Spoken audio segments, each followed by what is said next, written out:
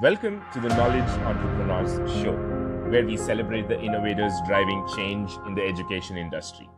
At Edison OS, we've worked with over 500 knowledge entrepreneurs to turn their edtech ideas into profitable businesses.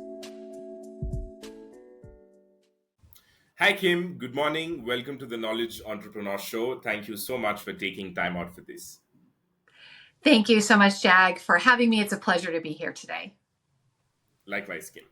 Kim, my first question, I did try and read up as much as possible about you on the internet. You've got a website, there's a write-up that I got. But I want to ask you, is this what you planned growing up? How did you get into coaching? No, the short answer is no. It's actually interesting. I don't think I really learned about coaching as a viable career option until I was an executive myself in my corporate job. So, by way of background, I worked in corporate for 25 years. Over that time, I was in a number of different functions and elevated all the way up to the C-suite, working for Farmers Insurance Company as divisional CIO, heading up their personal lines IT function. And that was a very challenging job. We were doing a major systems replatform from legacy mainframe technology onto modern architecture. And as part of that, I was building teams, processes, systems to support a major transformation. And in that transition, when I took on this large role, I was afforded the wonderful opportunity to work with my own executive coach. And it was funny at the time when I was working with my coach, I thought, this is amazing. You mean, this is a job you can do. It never occurred to me that by having those thoughts, maybe that was a clue that that might be something that I would be interested in pursuing myself. And it was several years from there before I actually left my corporate role. And even when I left, I didn't plan to become an entrepreneur. I didn't plan to become a coach. I thought I would end up going back in a different role for a different kind of company because, quite frankly, I was a bit burned out by that time. I'd been working, as I mentioned, for 25 years. I always had those 24/7 jobs. There were lots of politics, lots of, expectations were very high. I was navigating as a woman in a male-dominated field, so I had to deal with biases that made my job a little bit more challenging than some of my male counterparts. So all of those things together caused me to say about in the beginning of 2017 that I wanted to make a change and do something different. So I left that job and took a few years. I actually decided to go back to school and get a degree in cultural anthropology because I wanted to really study systems of power in companies and organizational cultures. And so I took 3 years to do that. And during that time, I made a promise to myself that I was going to let go of work and just be a student, and then I would come back to it and decide what I was going to do. After that, I decided to go into consulting actually and launched my consulting business, which was going to be focused on diversity, equity, inclusion at the beginning of 2020. So that's something I'm very passionate about, but I never really felt connected to that work. So as I was launching that business, I was experiencing some resistance to it and a sort of a lack of feeling a deep connection to it. So I set that aside when COVID hit and thought, okay, I need to take a pause here. And it just came to me one day. A friend of mine mentioned that she was thinking about becoming a coach. It was like the connection was made of my executive coach that I had had. Actually, I had two. They were amazing. They made such an impact on my career. And it was something that I decided to explore. And from there, it was very, very quick for me to stand up a business and to develop a full set of clients that I now am privileged to serve. And I believe that the reason it happened so quickly is because it was so aligned with, what felt like my values, what I wanted to contribute, especially to women in tech leadership who are navigating the kinds of challenges that I navigated and sort of serving now as a teacher and a guide as well as a coach as they make their way up through the corporate ranks and elevate their own careers. Awesome, Kim. Thank you for that quick, run through of the events from the past. I'm just going to go back to this, situation when you said that, you had taken up, executive coaching was provided to you. I'm not really sure what happened there. I just want to go back to that situation. And, as someone who received coaching, executive coaching. What was it? I mean, what actually happened, and how did that help you at that point? Yeah. So interestingly, it happened for me. As I mentioned, I was in this very highly visible, high pressure job. It was an $850 million program. We had resources of over 1,000 all over the world, a combination of employees, contractors, staff augmentation, and all of that complexity was part of what I was looking to navigate. At about several years into it, our corporate CIO, Chief Information Officer, left suddenly, and they tapped on me to serve in the interim position while I had this massive job happening. And I told them that I didn't feel like I had the resources to really step into that larger role. And that's when they suggested that I get an executive coach. And so it was partly to support me in the work that I was already doing, but also to help me develop the kinds of skills that I would need in that interim role. So it was amazing because the coaching, I thought it was going to be a lot centered on the work itself, but it ended up being a lot about exploring my values, the impact that I wanted to make in the world that in the work that I do.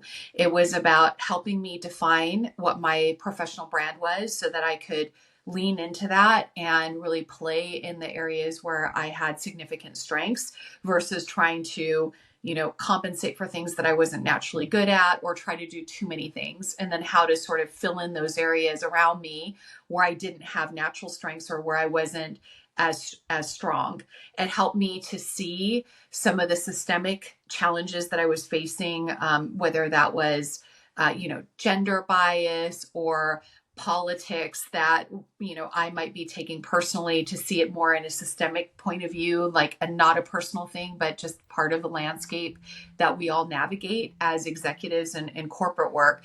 And so I felt like the combination of me doing the jobs that I did, which were at very senior executive levels, plus getting my own coaching, were sort of the ingredients that I used to transition into doing the coaching work myself. I felt served me very well to again make that transition very quickly once I decided that I wanted to do coaching myself. It turned out probably a little counterintuitive for the organization that offered you executive coaching, but because it not only helped you with some clarity about your role in the company, but also I think it's kind of served you a larger purpose in your personal life and goals as well. I mean, having said that, sorry, I just want to go back to this question. Kim, you spoke about facing challenges and biases as a woman in a male-dominated workplace, and then comes executive coaching for a whole different reason. How did you navigate that challenge, the gender challenge, before the executive coaching and after the executive coaching? It's a great question. I would say that gender bias has always been a part of what I and most women, especially those of us who are in male dominated spaces like leadership, face. So I actually should mention that I came up through leadership, not in tech. I came up on the business side. I was previously in operations, finance, and risk management, and I'd always done large transformational program work. So when I was on the business side, I was doing mergers, acquisitions, consolidations of operations, offshoring, nearshoring, relocations, things like that. And a lot of my projects had major systems components to it. And I naturally gravitated towards that. I felt like I spoke, sort of that language of translating between business and IT very well. I partnered very well with my IT counterparts, and our projects were going in more successfully than many because we had forged those strong relationships, and I was able to sort of advocate for my IT folks on the business side, which was the reason why I was tapped to go over to IT and lead at an executive level or at a leadership level initially, running IT teams that I had never actually done the work. So I not only faced the bias of being a woman, but I also faced the bias of never having been in tech roles myself. And there's quite a few people in IT who will say that someone with my background really isn't qualified to lead at that level. I think what was so stark about transferring from business leadership to IT leadership is that in business, you're still navigating gender bias, but it's significantly less than what I experienced going over into IT because the representation of women is so much lower in IT than operations, for example, and also because of the fact that again I was navigating a very different path to leadership. So those two things caused me to immediately feel the impact of bias in a more significant way. And I think in tech, what you have is a lot of stereotypes and biases that are based on the idea of what a good tech worker looks like, which isn't female, which doesn't look like somebody, like me. And so what would happen is I would show up in a lot of settings and I would have to justify decisions more. I would be challenged a lot more on things like budgets and proposals that I was making. I felt like I didn't have equal access to networks. I felt like I didn't have equal access to sponsors, mentorship, and opportunities. And so part of what being on the business side afforded me was the opportunity to see that what was happening in the IT role was not necessarily personal to me. That because I had, a different experience on the business side, I started to really question whether or not this was part of the systems that hold women back in IT and make it, quite honestly, in a hospitable environment for many women. And the statistics bear out many women leave, 50% of women leave tech by the midpoint of their careers, and 66% of them cite unfair practices as reasons for that. So I kind of knew that going in. And I think what the coaching really helped me to do was to clarify how I wanted to manage that environment. So rather than just getting frustrated with it, and quite honestly, that frustration would sometimes come through in how I was approaching the work, I was guided more in the direction of okay, understand the playing field that you're on and how do you want to navigate that playing field? What options do you have to navigate? How can you work within the systems to affect change? So that's really where the coaching became very useful. Is it shifted me out of that, like, I just have to fight harder and work more to achieve the same, to there are some strategic and sensible things that I can do that can help me. So examples of that would be things like partnering with men and other people, not just men, but people of influence who saw the value of what I was bringing and have them supporting me in some of the things that I was doing. So, doing more socialization of the work that I was doing would be one example of a strategy that I would use going forward that helped me navigate those environments better. Wow. Okay. The couple of examples that you gave here, Kim, was a result of the coaching. Is that Mm-hmm. right? Yes. Wow. Okay. Okay. So, because so far, what I've heard people say the outcomes of coaching are understanding yourself and, making changes internally rather than, uh, you know, Yes. expecting something outside. But the strategies that you came up with, I've always wondered if coaching can't, they say that coaches are not supposed to give answers. They don't usually, they only question you and then they help you get out information. But if, coaching helped you figure out those strategies that you just said, partnering with people of influence and then getting them to support you, it's more like politics. I'm sorry, I don't mean to be not coming from a negative way, but it's just very productive and very positive as well. And this is the first time I'm kind of, coming across this kind of an outcome from a coaching point of view. Just putting it Yeah, out there. it is something that I do share with my clients, is that when I say that I'm a coach, I say that I'm also a consultant coach, which means that my first approach is always to partner with my clients and help them navigate their own solutions by asking questions and sharing perspectives and giving them perhaps additional ways of thinking about things, challenging. At the same time, because I have the experience, there's also a mentor component or consulting component that I can offer to clients. So I'll often ask them, like, hey, do you want me to, or they'll ask me, like, what would you do in this situation? And first I'd say, okay, let's talk about, like, how you see it. So the typical, what are your challenges? What options do you have? What way forward do you want to take?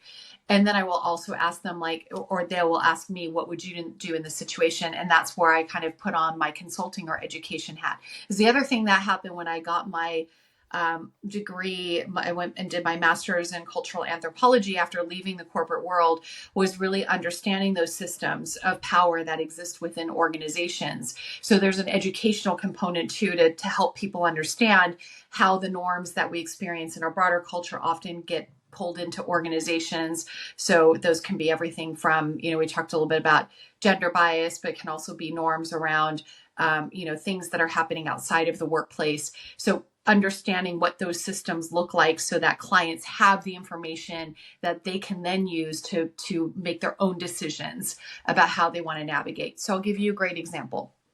So we know, for example, that women who act in very assertive ways consistent with how their male counterparts might act will actually be judged negatively for that. So a lot of times women will come to me and say, like, hey, I'm just acting like my counterparts, but it's affecting me and my effectiveness at work. And so then we talk about the double bind of the gender bias, where women are expected to be likable and nice, and then leaders are expected to be competent and assertive and things like that. And there's not, when those things are at opposite ends, and a woman might be acting as a leader, but that goes against what's expected for her gender. So she's being assertive rather than nice and accommodating and things like that. That can actually affect her effectiveness because it creates less likability for her.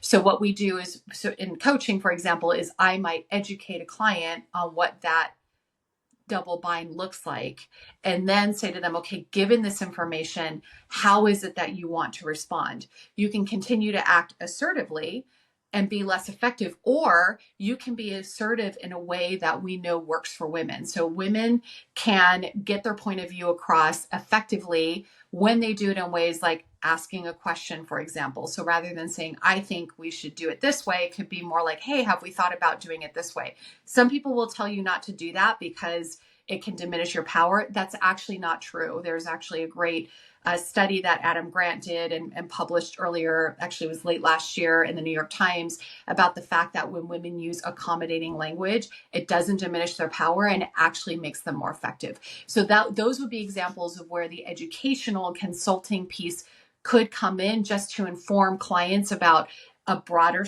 spectrum of what they can consider and making a decision. And then the question for them is, where do you feel most comfortable? Do you want to continue to, be assertive in the way that you are and navigate the fact that that might make you come up with some things around your likability? Or do you want to adopt some of these strategies that will allow you to be more effective, but may feel less authentic to who you are and how you want to show up? And we talk about what those options could look like. Wow. Okay. Great stuff, Kim. I mean, a lot of new things first that I'm, hearing today for sure. But before I proceed, I'm just gonna go back when I interrupted you when you're about to add your thoughts to the point when I was saying executive coaching came to you, but then coaching as it is cannot be split or objectively separated between professional and personal because it's so intertwined. And when your organization helped you with your executive coaching, it may or may not entirely be effective because you also may kind of have a bulb go on about what you want to do personally and change paths like you almost did. I'm not sure how long you were with the organization after the coaching stint happened. If you wanted to add your thoughts, please do it. I'm so sorry I interrupted you back there. Oh no, you didn't actually. But yeah, just a couple of points on that. The coaching was not the thing that caused me to leave my position. We actually mentioned that I was in an interim CIO position. They actually decided to hire someone from the outside. And so when that happened, I was given a broader scope, was given a promotion to senior vice president at the time with a new person coming in. When that new person came in, I think there was a natural sort of tension around the fact that there was a big part of the organization that was under me, and he was a new person coming in who had, I'm sure, his own ideas about how he wanted the department structure, and he was a little bit inhibited in that. We worked together for about a year and a half when I actually told him that I was thinking about moving on, and that would give him the freedom also to build the team according to his vision. So it actually ended up being a very amicable way to move out into something different. But it was really in being in that new structure where I was already feeling burnt out prior to that. That sort of pushed me to say, you know what, I think it's time for a new start for me and for farmers and for the CIO that they had hired in. So it wasn't the executive coaching, but I will say that I used a lot of what I learned about myself in the executive coaching to think about what I was going to be doing next. So that was extremely helpful. Got it, Kim. Kim, I'm gonna come back to the topic that we just discussed about, maybe adopting strategies for women that may not feel authentic for them. But before that, I just want to touch upon your transition from your corporate role, where you worked for a salary, and then moving on, taking a Mm-hmm. 3 year break to do a course on cultural anthropology. I Mm-hmm. hope I didn't You change got that. it. And how easy or difficult is it? Because you just spoke about how difficult it is already for women in male dominated industries, and the worst thing that can happen to any woman, especially in that phase, is taking a break, because that also doesn't necessarily show positively for the Mhm. future career growth or whatever it is. So how Yeah. easy or difficult was the decision for you to make about that, and how did you kind of settle into coaching, if you can just walk us through this? Yeah, I kind of said, "Oh yeah," casually, like my boss at the time and I just agreed it would be a good time for me to move on.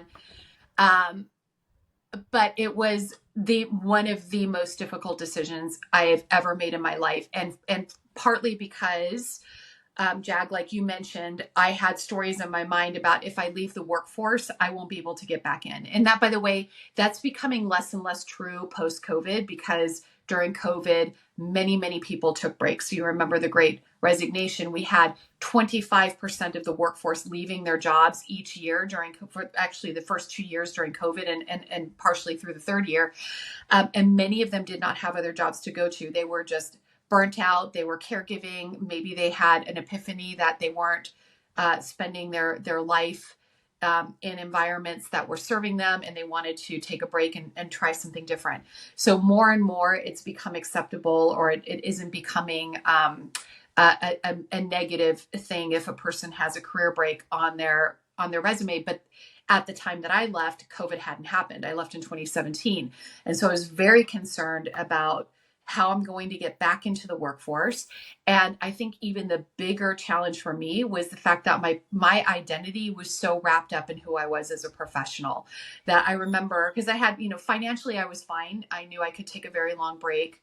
But there was a part of me that felt almost like my entire worth was tied to my work. And so I remember that first Friday after I'd left my job, that was a payday. And I was thinking, like, there's no paycheck coming into my bank account. I remember thinking, like, it feels like I can't even explain my life if I don't have a paycheck coming in. And that was when it really occurred to me, like, there is a whole, like, this transition, maybe less about the external factors, like can I find another job and financially am I going to be okay, and more about internally, like who am I without a job.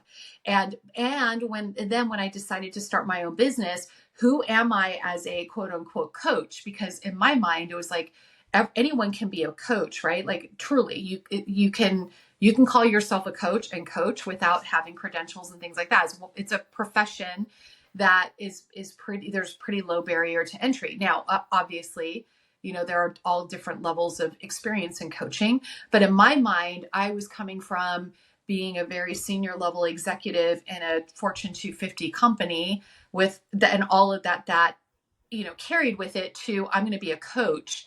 And in my mind, it felt like it felt very much like there was resistance to that being okay for me, even though it's what I wanted to do. Like it took me a while to even update my LinkedIn profile and say that I'm now coaching, because I had this idea that people who knew me were going to be like, wow, she's really sold out, or like whatever happened to Kim, even though, again, I knew it was what I wanted to do. So I had to really do a lot of internal work around letting go of the expectations I had of myself and how I thought others would view me, to step into something that was really meaningful and fulfilling for me, and to build a new identity as someone who's contributing to the world in a way that feels meaningful for me, rather than living up to what, the kind of the external standards of success look like. And that's been actually important work for me in the work that I do with my clients, because oftentimes I come across these same challenges that people have, like, I can't do this instead of that, because what will my, what will they think? What will my network think? What will my, I've invested so much of my life into this. I can't give up. It'd be quitting. Yeah. So those I would say were probably the bigger challenges of me making the transition. Got it, Kim. And Kim, moving on to the times that put yourself out there as a coach, how easy or difficult was finding your first client? Did your connections and network, as being a part of a Fortune 250 company, in the position that you were, did that help? Or one is, did that help? Did you consciously leverage that? Um, Yes. Yes, it helped very much. As a matter of fact, I've been very fortunate that a lot of my business has come from referrals, from people that are in my network. So my first client actually came from a program that I do teaching at. So this is a program where we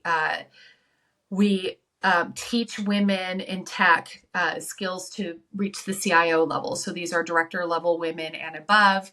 And me, as a former CIO, and other CIOs volunteered their time to teach on different aspects of IT leadership. I taught a course on culture. The woman who runs the program actually sent me my very first client as soon as she heard that I was coaching.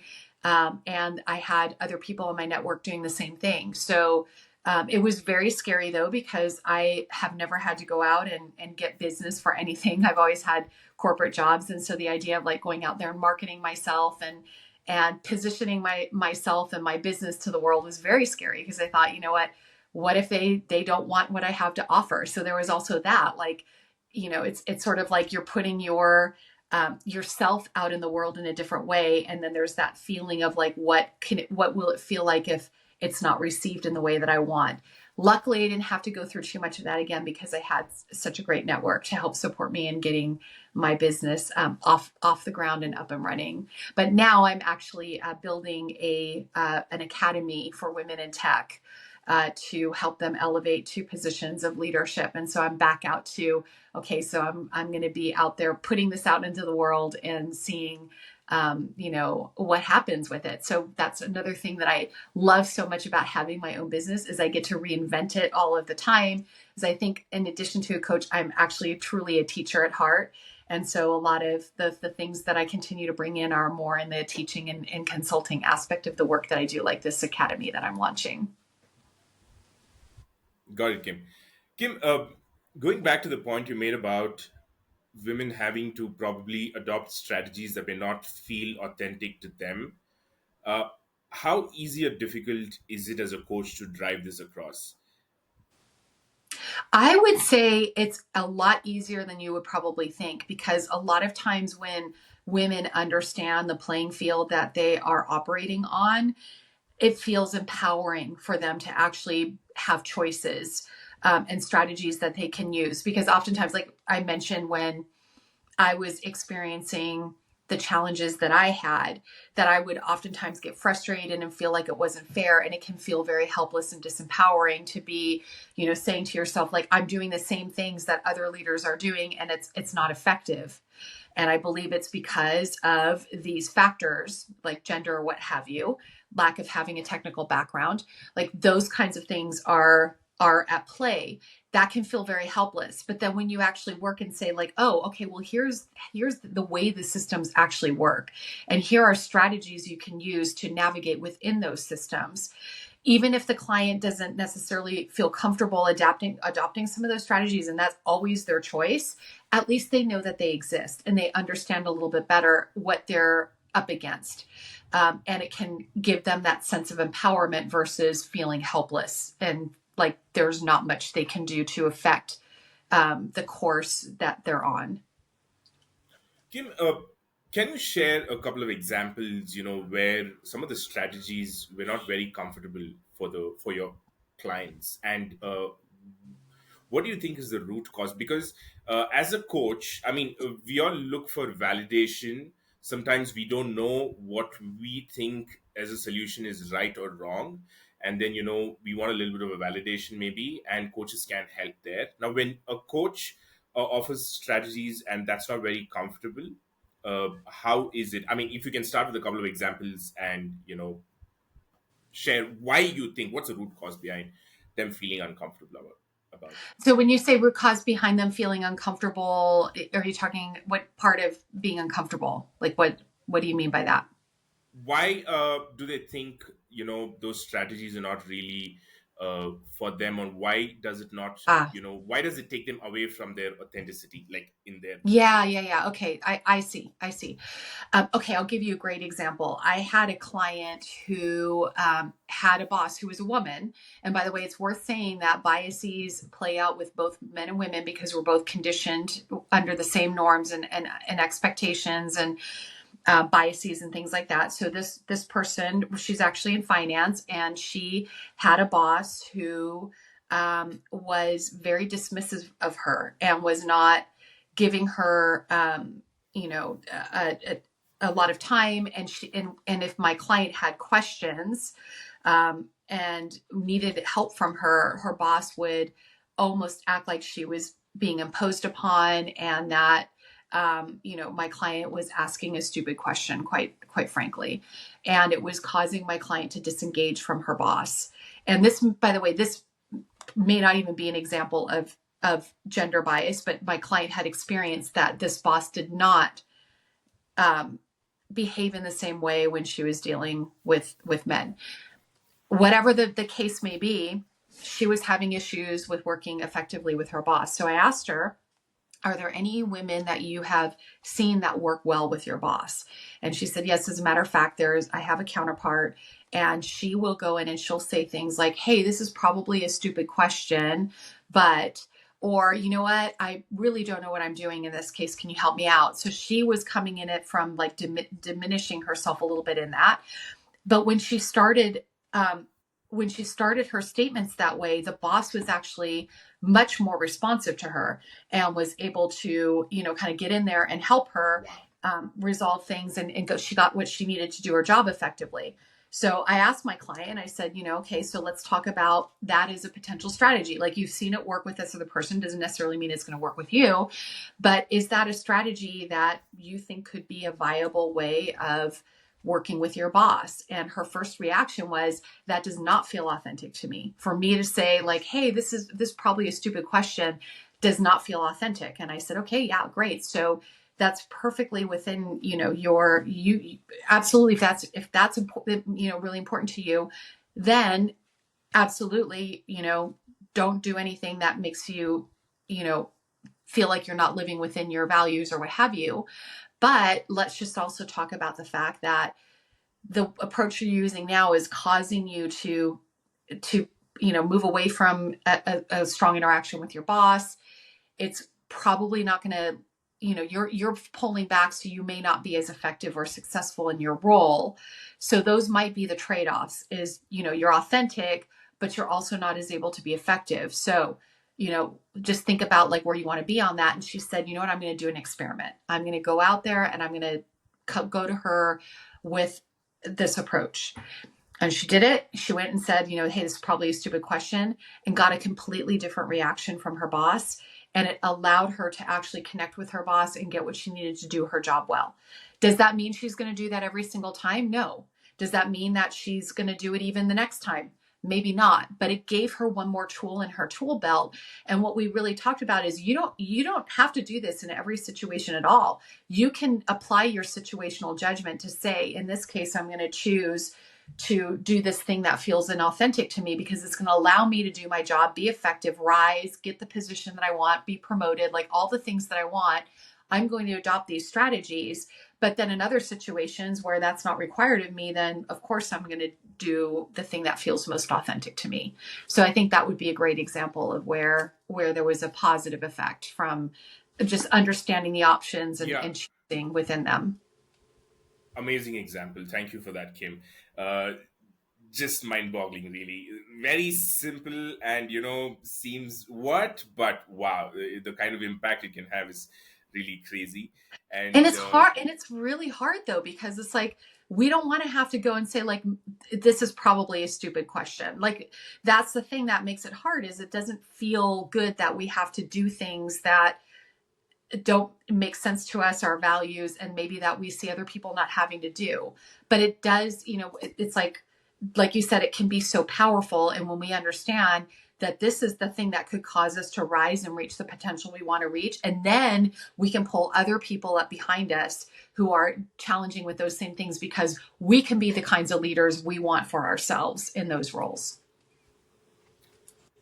yeah, wow. I mean, for me, it was you know mind-boggling, because one is, of course, the person doesn't have to go through the diminishing part, where one doesn't have to put themselves low to get some output. That's one thing, but I was of the assumption that's only going to be more detrimental. I was not going to be productive, but the response is what really surprised me. Oh, okay, so if somebody volunteers to do that to themselves, then the person is responding in a different way.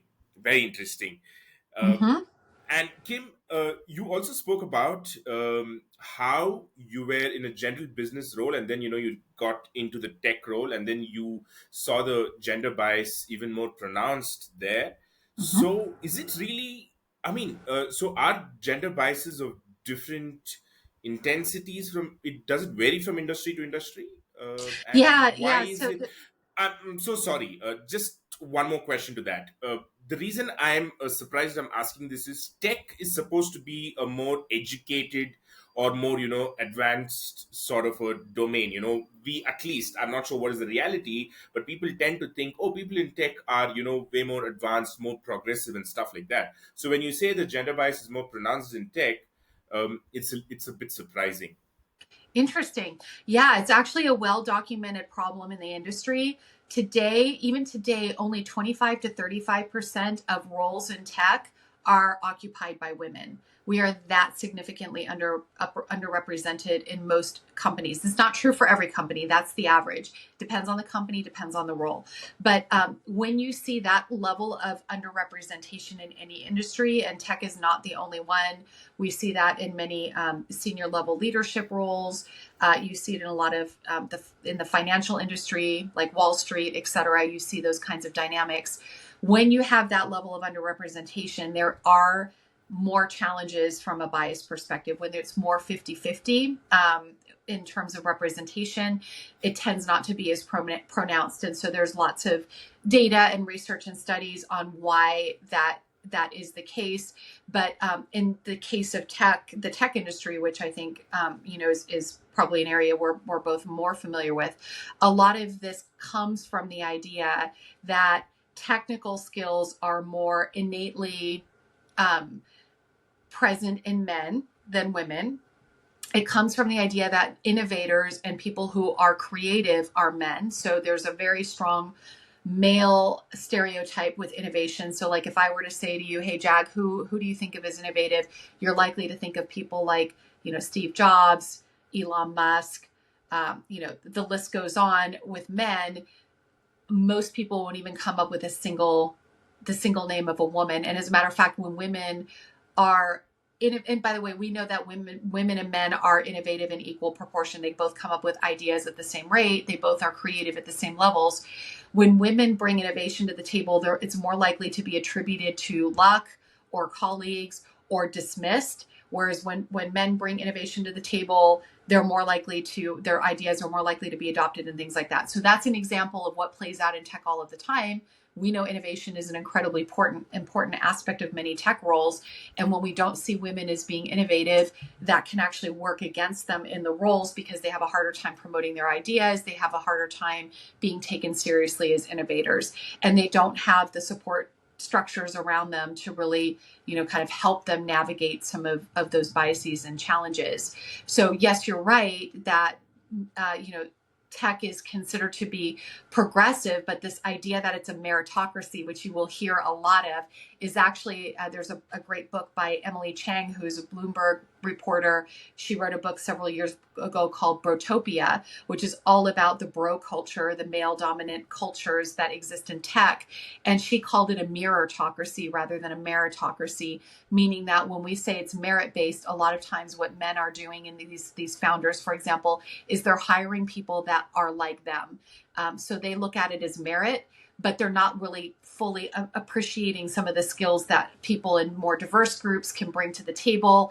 They tend to bring in their college, roommates or people they worked with in other companies that tend to be of their same demographic, and then they call it merit. But in fact, it's a preference that we all have, to work with people who are similar to us, to maybe overlook other experiences and qualifications, which can again work against women who are in these male dominant industries and roles.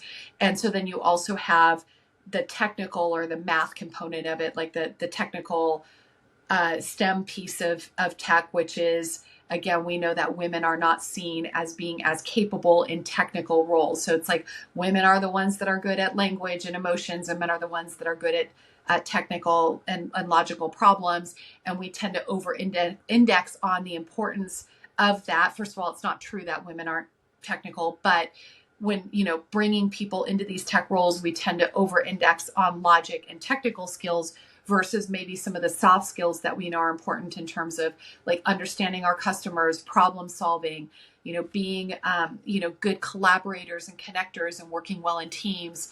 The things that are associated with women that we know are also very important in tech roles, those often tend to get dismissed when we're hiring resources into tech. And so we don't bring in that balance of some of those dynamics either. And all of those things together create very inhospitable environments for women in tech. So I mentioned the stat of 25 to 35% of positions in tech are occupied by women. Women leave tech. 46% of women leave tech by the midpoint of their careers. And I mentioned earlier that 66% of them cite unfairness as their top one or two reason for leaving the field, because these environments aren't hospitable to them. There's another factor also, which is this idea that to be a good tech worker, you have to dedicate your life to tech. You're 24/7. It's like, thank God it's Monday because you want to just be working all the time. This idea tends to favor young men versus women who may be in caregiving roles or have things that they're responsible to outside of their work that makes them less available for working the 24/7 hours that are expected of many people in tech, which then again biases the roles towards men versus women. Got it, Kim. Kim, I'm not expecting a ready-made answer from you or a data-backed answer from you. It's just, I just want to know your opinion, what you think. Now, Bumble, right? Bumble is a tech company that is got a woman leader. It was founded by a woman. I think she came out from Tinder and she founded. And there could Yep. be a lot more companies, led by women. Are situations different in such companies from your experience, if you've come across such companies? Yeah. So I think it's mixed. So Whitney Hurd is who you're referring to. I don't know a whole lot about how she's running her companies, but I've heard she's very woman focused in the work that she does. She's a strong advocate for women in the workplace. That often has an impact on the things that I've mentioned. And then you have other women tech leaders, like when Marissa Mayer was over Yahoo, where she was doing largely things that were consistent with the kinds of cultures that don't favor women. So, for example, when she pulled everyone back into the workforce, so they had a remote culture, this was before the pandemic. She pulled everybody back in-house when there were many women who, were disadvantaged by that for caregiving reasons. She also was someone who had, she had children while she was in her executive role. She came back to work right away rather than modeling, having, like parental leave. So some of the things that create a challenging environment for women in tech. And I don't know, again, a lot about Marissa Mayer. I just know some of the behaviors and some of the things that were written about her leadership there. And there were so many positive things too. So I don't want to diminish all of the amazing things that she was able to accomplish. And she's someone that I deeply admire, but she was also someone that maybe wasn't looking at creating the conditions that would be more welcoming to women having better representation in tech. Got it, Kim. Thank you for that, Kim. Because you specialize mostly in, with women, you're working with women to empower them. To all the women listeners out there, who work in tech, and after you kind of put it out in such a detailed manner, I can kind of connect with a couple of conversations that I've had in the past, at which point I was not able to relate, but now I can see that, okay, this is what it is. If you had to, offer simple tools, from a mindset point of view for women, who wake up and go to work in tech to kind of, make themselves feel better, what would those tools be? Simple basic stuff. So maybe the counterintuitive first thing that I would say is don't expect to feel better. That meaning that when we sign up for these roles, and especially if we want to be in leadership, part of the job is to become comfortable with really uncomfortable situations. So my first thing is to get comfortable with being uncomfortable. And oftentimes that could mean, so a lot of women, I see them holding themselves back, for example, not using their voice, not wanting to get on stage because it's uncomfortable. And for women, it may be particularly more uncomfortable because they may suffer from lower levels of confidence or imposter syndrome, which can happen when you're in environments that look at you like you're less than, or you're not as competent or capable, right? So we internalize that. That may cause us, through microaggressions and other things, may cause us to pull ourselves back from being visible, from sharing our points of view. So the first thing I would advise is know that for us to succeed, we have to push ahead and continue to be visible, continue to have a voice, continue to promote what we believe in and stand behind, even when it's really uncomfortable to do that, and to think of it in terms of this is going to help us grow into the positions where we can have bigger impact. So I would say that's probably the first thing. The second thing is not to waste too much energy when you encounter bias on trying to fix yourself in the face of that bias. I work with a lot of women who I worked with one woman who is a CTO of a healthcare company. And she would walk into a room when people didn't know her and they wouldn't treat her like she was the CTO. And she came to me and she said, what do I need to do? Do I need to change my hair? Do I need to change how I dress? What do I need to do? She took that all upon herself. And what I told her was, don't worry about, like, if that is just bias. So if somebody doesn't automatically think of you as that role, that's bias. And you're not going to be able to fix bias. What you can do instead is to hold your power and not let that bias make you smaller. Because what can happen is when we're encountered with something like that, we feel like, oh my gosh, I don't look the part. I don't come across as qualified for this. And then we shrink in ourselves, which then we give away our power. So what I advise my clients to do is in those moments when they encounter bias is hold your power. What is the power move that you can take in that position, so that you're not presenting yourself or making yourself less than, which then creates an energy where you're not able to like show up fully as yourself, have the impact and the influence that you want. So those are probably two of the things that immediately come to mind. Another thing that comes to mind is find your support system, find your mentor, find people, other women in the world, get a coach to help you navigate these environments so you don't take it personally and feel like it's all on you to figure out how to respond in these environments. And another thing that happens, like one of the best antidotes to bias is to become well known, is to actually let people see who you are truly. And so they're not seeing you through the lens of, stereotypes or what have you. And again, that requires you to be visible. It requires you to develop a network, to connect with your colleagues, to have a point of view, to establish a position. And then that can become a foundation for you to continue to grow, develop, and elevate your career. Got it, Kim. Thank you so much for that. Kim, earlier you spoke about a case study where, you mentioned a trade off. You helped a woman client of yours, kind of show her it is a trade off at some point. If you're not comfortable with this, this is what. But, there are a lot of arguments that have come across where women are like, why should there be a trade off in the first place? Mhm. But, it just never ends if you take that route of argument. Yeah. So,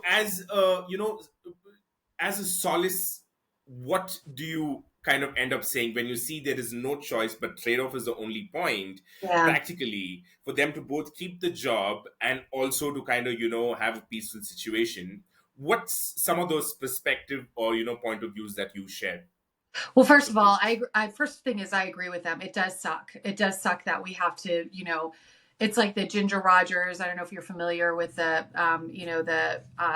thing, the meme that's always talked about, like Ginger Rogers and Fred Astaire, famous dance couple, like she did everything Fred Astaire did, but she had to do it backwards in high heels, right? So that's the kind of the thing that we are often faced with.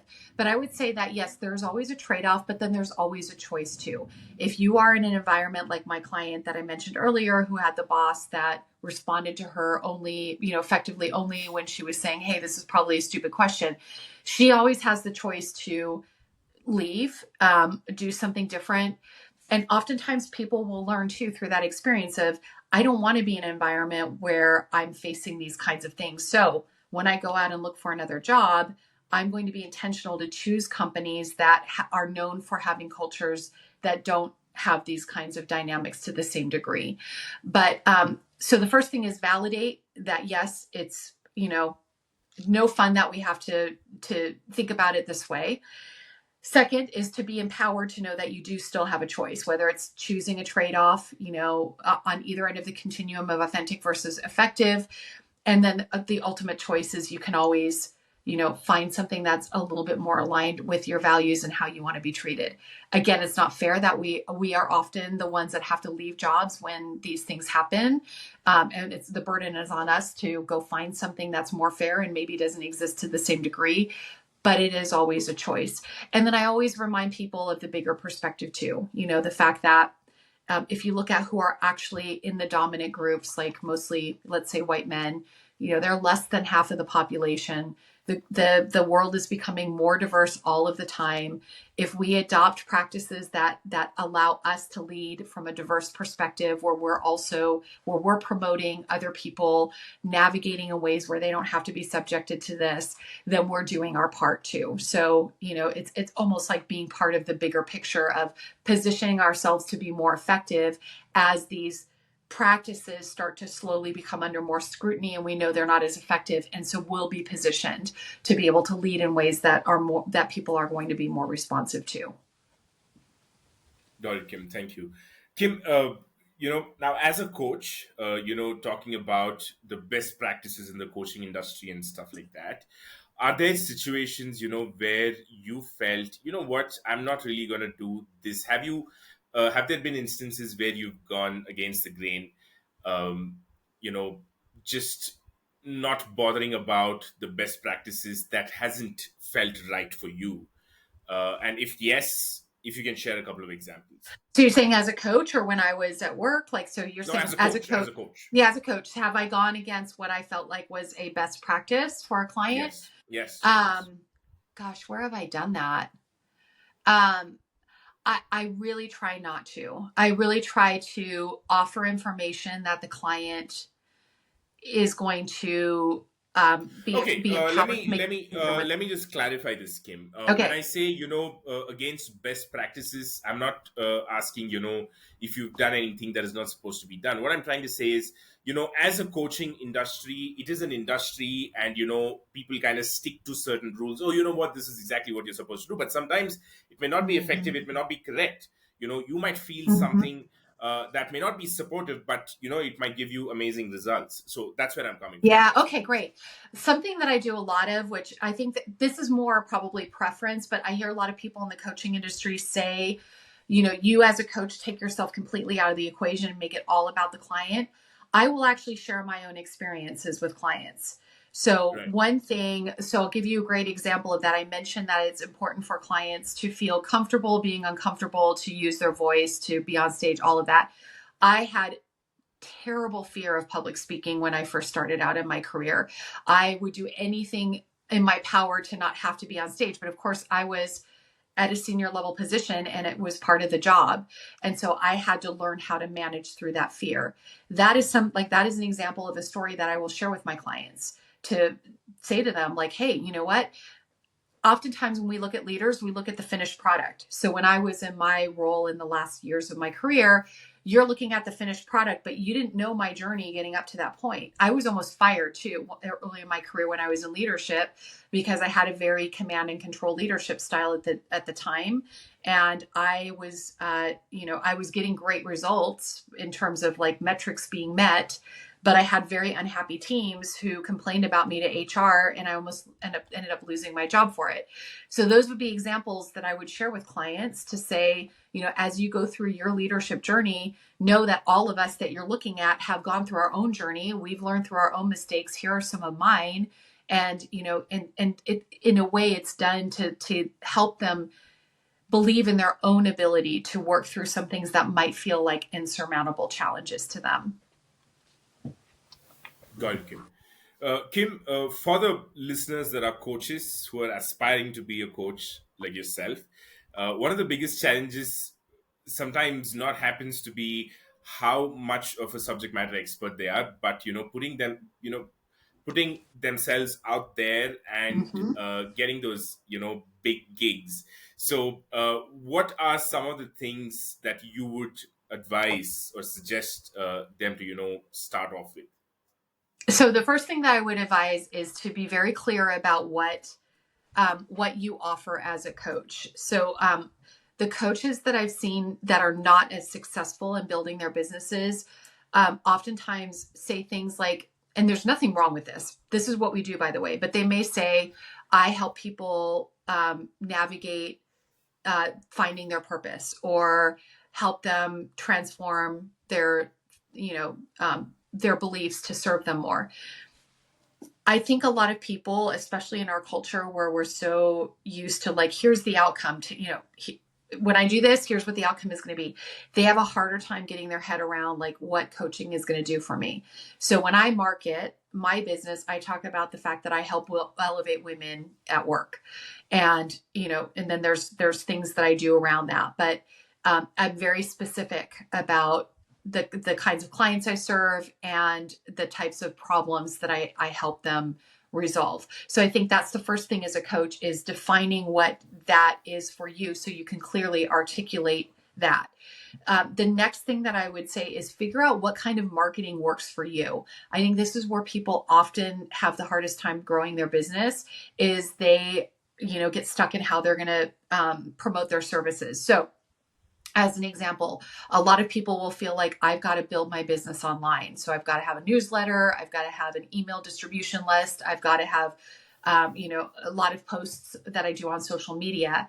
And that may not be comfortable for them at all. That may not play into their strengths.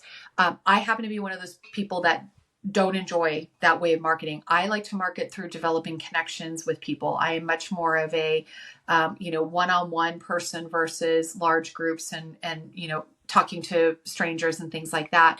So what I learned to do was to build my business through developing a network of people who got to know me personally. So I belong to a professional networking group called Provisors, for example, where I'm in with professionals who, what we do is we refer our clients to each other. So if I have a client, for example, who's getting a divorce, I can refer them to a divorce attorney. If there's someone in the group that has a client who needs coaching, they can refer them to me. That is a much more effective marketing strategy for someone like me who doesn't enjoy social media marketing and things like that. So I mention this because a lot of people will give up on building their coaching practice because they think they need to market in a way that doesn't align with them. And then they end up resisting it and not doing it and then feeling like they're failing, versus really understanding what kind of a marketing approach is going to work best for you. So if you like more of the social media stuff, do the social media stuff. If you like networking, do networking. If you like to promote your business by getting speaking engagements and then soliciting clients after the fact, do that.